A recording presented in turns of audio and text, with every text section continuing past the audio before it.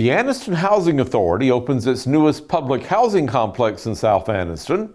Also tonight, more arrests in the Dadeville shooting that took the life of a JSU football recruit and 3 other young people. EAN Local News starts now.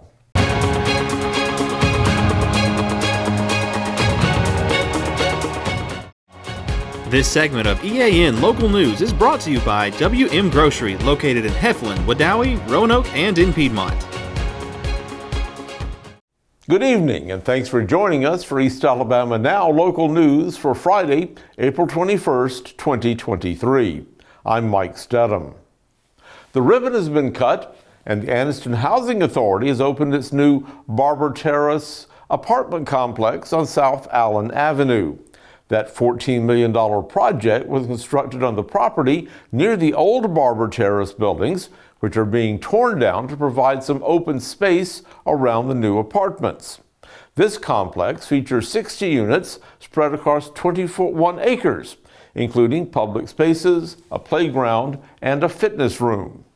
Anniston Mayor Jack Draper says the complex is an important addition to Anniston's resources for affordable housing, and it represents a lot of hard work among numerous agencies. It looks fantastic, but I think the real thing to celebrate today is the partnership that really created this development or resulted in this development. You got the city, the Anniston Housing Authority, the Alabama Housing Finance Authority, HUD, and Hollyhan, the private developer. You know, as was discussed in the program, it really does take partnerships like that to make this happen. And going forward, not only on housing issues, but really everything that we face, it does take partnerships to make this work. And so that's important that we celebrate these partnerships, because really, you know, the goal is to make this community all that it can be, and we have to work together to make that. And it's partnerships among entities that result in great things like this. So it's great to celebrate success. The units, which are located in 2 tri-level buildings and 1 2-story building, consist of 18 one-bedroom apartments, 24 two-bedroom apartments, 16 3-bedroom apartments, and 2 4-bedroom apartments. All 60 units have Section 8 rental assistance through the Rental Assistance Demonstration Program. The Calhoun County Fair is in town through next Saturday. The Midway has been set up at the county's Agriculture Center at the intersection of the old Gadsden Highway and the Bynum Leatherwood Road. The fair will be open every evening from 6 until 11, except for Sunday, when it's going to be open from 1 to 4 p.m. Gate admission is $5. Ride passes are $20. When EAN News continues, yet another arrest has been made in the Dadeville mass shooting.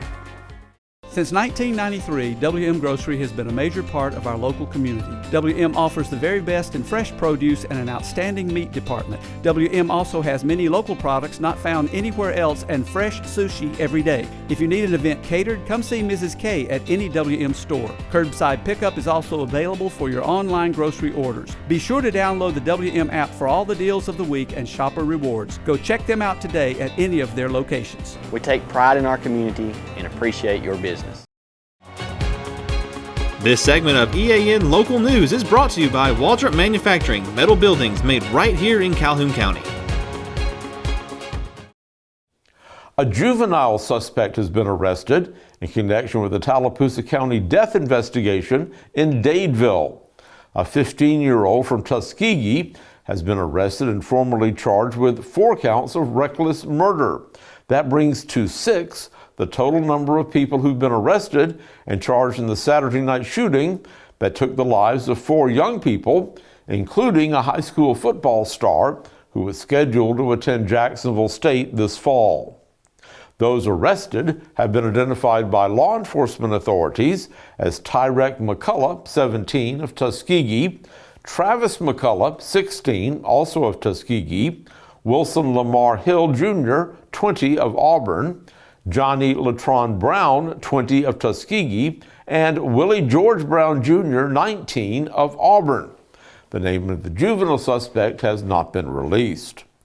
All of those arrested in the connection with this death investigation have been charged with 4 counts of reckless murder, and they've been booked into the Tallapoosa County Jail with no bond, with the exception of the 15-year-old juvenile. Tomorrow is Trails Day on the Chief Ladiga Trail, and to celebrate, riders will be pedaling up the trail to Piedmont for a special celebration. One group will start at the Mike Tucker Park in Linlock at 10 a.m. Another group begins at the Jacksonville Train Depot at the same time. Those riders will join up in Piedmont for the trail celebration. Steve Stevens of 97.9 VOK will have all the week's entertainment news when we get back. Well, my name's Mike Craven, and we recently purchased an open carport, metal carport from a Waldrop manufacturer. I have an extra car, we have a very small home, very small driveway, and I needed somewhere just to park another vehicle, just out of the weather. And I had been told by 2 or 3 friends that knew we had recently remodeled a home that Waldrops were the people that you need to go talk to. I was in that area one day and I thought, hey, I'll just stop in, and I did without calling, and greeted warmly, well taken care of. It was just, really the whole process was just good from day one. Hey, I'm Steve Stevens from the Big Steve Morning Show on 97.9 VOK. Now let's crawl through the mud and the muck of Hollywood for this week's entertainment update on East Alabama Now local news.